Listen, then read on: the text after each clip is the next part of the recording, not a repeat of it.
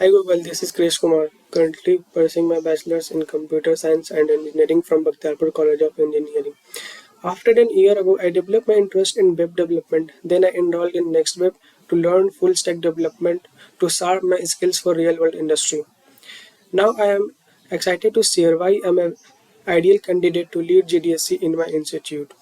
I am deeply passionate about full stack development from crafting seamless user experiences to databases queries, and I love diving into new challenges.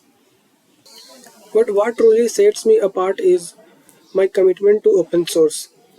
Through active participation in various projects and hackathons, including Smart India Hackathon and GDC Solution Challenge, I have cultivated deep understanding of collaboration and community-driven development. In the GDSC Solution Challenge, I had the privilege to leading a team to develop a solution that address a critical societal issue.